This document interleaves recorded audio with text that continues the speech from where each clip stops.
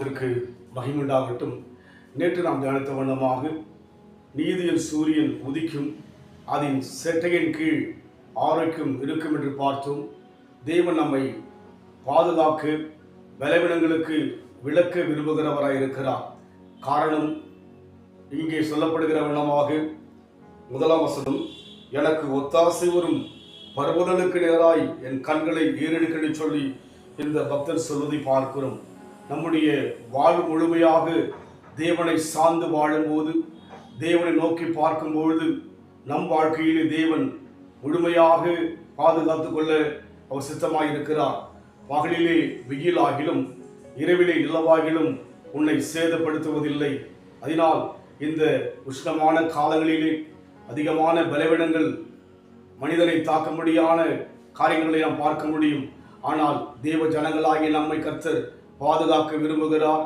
நம்மை அவர் உன்னதமானுடைய மறைவில் வைத்துக் கொள்ள விரும்புகிறபடினாலே நாம் ஒவ்வொரு நாளும் ஒத்தாசை வரும் பர்வதமாகிய தெய்வத்தை நோக்கி பார்க்கிற அந்த அனுபவத்துக்குள்ளாக ஆழமாய் கடந்து போகும்போது தேவன் நடத்த வல்லவர்.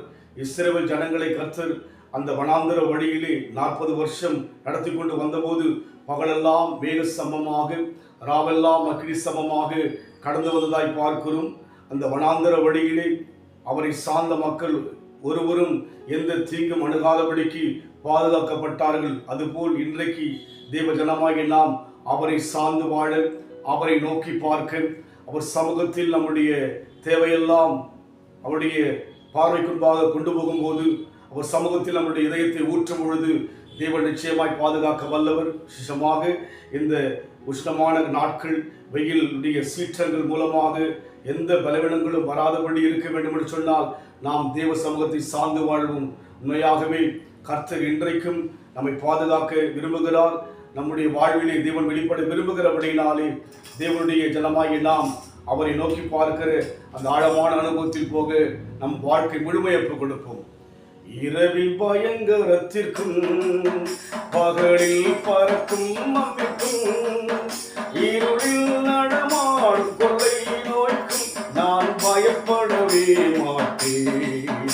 இருளில் நடமாடும் கொள்ளை நோய்க்கும் நான் பயப்படவே மாட்டேன். அவர் சேட்டையின் கீழ் அடைக்கலம் புகவே நம் சிறகுகளால் மூடுவார். அவர் சேட்டையின் கீழ் அடைக்கலம் புகவே நம் சிறகுகளால் மூடுவார். தேவ ஜனங்களாகி நம்மை ஆண்டவர் பாதுகாக்க விரும்புகிறபடினால், அன்பின் ஆண்டவரே, பகலிலே வெயிலாகிலும் இரவிலே நிலவாகிலும் சேதப்படுத்துவது இல்லை என்ற நம்முடைய வார்த்தைக்காக நன்றி செலுத்துகிறோம்.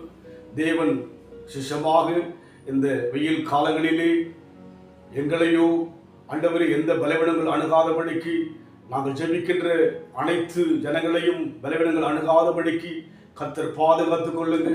நன்றி செலுத்துகிறோம் ஐயா. நன்றியோடு துதிக்கிறோம். தேவன் ஒவ்வொரு குடும்பத்திலையும் கூடவே இருந்து நீ வழிநடத்த விரும்புவதற்காய் ஸ்தோத்திரம். அன்றைக்கு இஸ்ரவேல் ஜனங்களை விட்டு மேக சமம் விலகவில்லை, அக்கினி சமம் விலகவில்லை. நீர் கூடவே இருந்தது போல இன்றைக்கும் எங்களோடு கூட இருக்க நீர் விரும்புவதற்காக, நீர் பிரியப்படுவதற்காய் ஸ்தோத்திரம். நாங்களும் ஒவ்வொரு நாளும் ஆண்டவரே ஒத்தாசை வரும் பர்வதங்களாக எங்கள் மனதை ஏறெடுக்க, எங்கள் கண்களை ஏறெடுக்க உதவி செய்யும். ஆசீர்வதியும் இயேசுவின் நாமத்தில் பிதாவே, ஆமென். கர்த்தர் ஆசீர்வதிப்பாராக. God bless you.